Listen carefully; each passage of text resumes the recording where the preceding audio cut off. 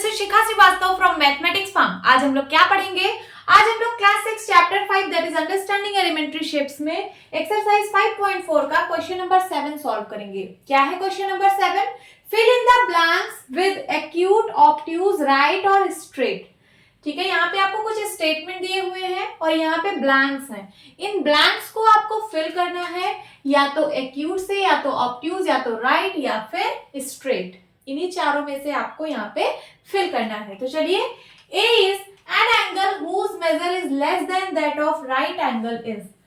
ठीक है, right angle को हम लोग क्या बोलते हैं? राइट एंगल को 90 डिग्री बोला जाता है।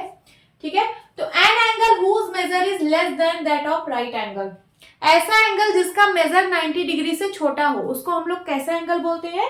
उसको हम लोग एक्यूट एंगल बोलते हैं। क्या बोलते हैं? एक्यूट।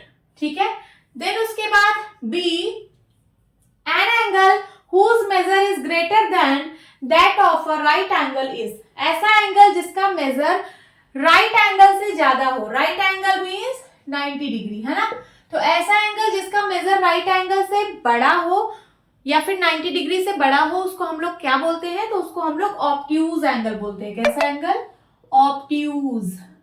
ठीक है, 90 डिग्री से बड़ा और 180 डिग्री से छोटा, इसको हम लोग ऑब्ट्यूज एंगल बोलते हैं। देन उसके बाद C part, an angle whose measure is the sum of the measures of two right angles.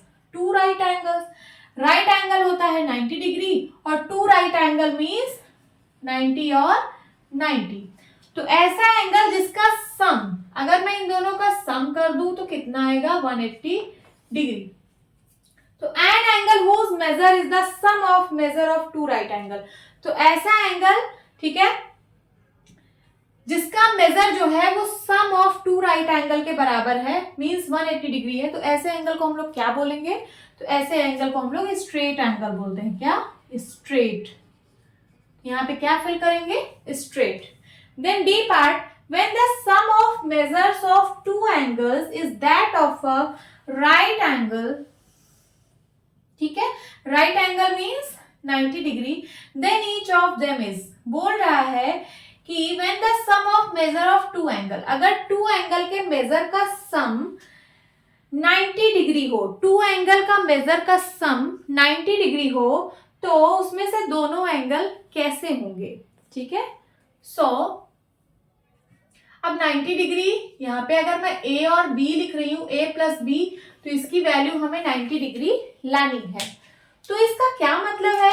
इसका ये मतलब है कि ये जो दोनों एंगल होंगे वो 90 डिग्री से छोटे होंगे, तभी तो दोनों का सम 90 डिग्री होगा, है ना? ये दोनों 90 डिग्री से छोटे होंगे तभी इनका सम 90 डिग्री होगा। सपोज A की वैल्यू अगर 10 डिग्री है तो B की वैल्यू कितनी होगी? 80 डिग्री, है ना? अगर A की वैल्यू 20 डिग्री होगी तो B की वैल्यू कितनी होगी? 70 डिग्री। अगर A की वैल्यू 30 डिग्री होगी तो B की वैल्यू 60 डिग्री। अगर इसकी 40 डिग्री तो इसकी 50 डिग्री। अगर इसकी 50 डिग्री तो इसकी जो है कितना हो जाएगा? 40 डिग्री, है ना? ऐसे ही कुछ होगा। तो देखिए, दोनों जो एंगल है वो 90 से छोटे होने चाहिए। तो वही पूछ रहा है कि then each of them is, तो दोनों कैसे एंगल होंगे? तो दोनों 90 डिग्री से छोटे होंगे, मींस एक्यूट एंगल होंगे। तो यहाँ पे आप क्या फिल करेंगे? एक्यूट। समझ में आया होगा? देन उसके बाद last is when the sum of measure of two angle is that of a straight angle, अगर दो एंगल के मेजर का सम स्ट्रेट एंगल हो, स्ट्रेट एंगल मींस 180 डिग्री, दो एंगल का सम अगर 180 डिग्री है and if one of them is acute, और उसमें से एक एंगल आपको पता है कि वो एक्यूट है, एक्यूट मींस 90 से छोटा, तो दूसरा एंगल क्या होगा? ठीक है, सो इसको मैं इरेज करती हूं और यहीं पे समझाती हूं। ठीक है, सो यहाँ पे आपको दो एंगल का सम स्ट्रेट एंगल दिया है, स्ट्रेट एंगल मींस 180 डिग्री, और आपको ये पता है कि इसमें से एक एंगल जो है वो एक्यूट होगा। एक्यूट का मतलब लेस देन 90 डिग्री, कोई भी लिख लीजिए लेस देन 90 डिग्री। ये 10 भी हो सकता है, 20 भी हो सकता है, 30 भी हो सकता है, 45 भी हो सकता है, 50, 55, 60, 70 है ना, 90 से छोटा 80 भी हो सकता है। ठीक है, मैंने इतने सारे एंगल लिखे, ये पहला एंगल है, एक्यूट आपको गिवन है। तो दूसरा एंगल क्या होगा, तो देखिए अगर ये 10 है तो ये कितना होगा, ये 170 होगा, तभी तो इन दोनों को ऐड करके 180 आएगा, होगा कि नहीं, होगा। अगर ये 20 है तो ये 160 होगा, अगर ये 30 है तो ये कितना होगा, 150, अगर ये 45 है तो ये कितना होगा, क्या होगा, ये 135 होगा कि नहीं। अगर ये 50 है तो ये कितना होगा, 130 होगा कि नहीं। अगर ये 80 है तो दूसरा कितना होगा, 100।